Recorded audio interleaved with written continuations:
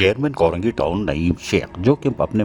Town کو model town بنانے کے لیے کلین اور گرین پر خصوصی توجہ دیے ہوئے ہیں، وہیں پر تعلیمی انقلاب پر بھی خصوصی توجہ مرکوز کی ہوئی ہے، جبکہ لوگوں کو یعنی نوجوانوں کے جسمانی نشو و نما پر بھی توجہ ہے تاکہ کورنگی ٹاؤن میں ہر سطح پر ہر لحاظ سے ماڈل ٹاؤن بننے جائیں تو کوئی محکمہ ایسا نہیں رہے یا کوئی ایسی چیز نہ رہے جہاں کمی ہو۔ یہی وجہ ہے کہ محکمہ باغات کورنگی ٹاؤن بھی عملی طور پر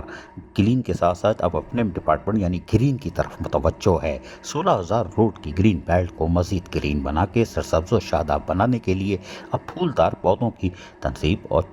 بڑے درختوں کی تنصیب کو یقینی بنا رہا ہے، جس سے یقینی طور پر یہاں سے گزرنے والوں کو بہتر سفری سہولتیں میسر آئیں گی اور ایک خوشنما ماحول نظر آئے گا، اور فضائی آلودگی سے بھی بچاؤ میں یہ گرین بیلٹ اپنا کردار ادا کرے گی۔ چیئرمین کورنگی ٹاؤن محمد نعیم شیخ کی کوشش ہے کہ یہاں پر محکمہ باغات جس طرح محنت کر رہا ہے اور یقینی طور پر کوشش کر رہا ہے کہ وہ کسی طرح کورنگی ٹاؤن کو گرین بنا دے، اور اس میں یقینی طور پر ان کو کامیابی حاصل ہو رہی ہے۔ جہاں باغات کے تزئین و آرائش کا کام جاری ہے، وہیں گرین بیلٹوں پر خصوصی توجہ مرکوز ہے تاکہ کورنگی ٹاؤن آنے جانے والوں کو جب کورنگی ٹاؤن میں داخل ہوں یا واپس جائیں یا اندرون علاقوں میں سفر کریں تو ان کو گرین بیلٹ سرسبز و شاداب نظر آئے۔ اسی میں ڈائریکٹر باغات ہوں، معینجات ہوں یا ڈپٹی ڈائریکٹر اوورسیئرز ہو یا ہمارے مالی ہوں، یقینی طور پر موسم جیسا بھی ہو وہ کوشش کرتے ہیں کہ اپنے فرائض کی مکمل ادائیگی کر کے کورنگی ٹاؤن کے لوگوں کو ایک بہتر فضائی آلودگی سے پاک ماحول فراہم کریں۔ عزیز عارف، KBS بلدیاتی نیوز کراچی۔ ایسی ہی خوبصورت ویڈیوز فیوچر میں حاصل کرنے کے لیے ریڈ بٹن پر کلک کر کے اور بیل آئیکن کو پریس کر کے ہم سب کے سبسکرائبر بننا مت بھولیے۔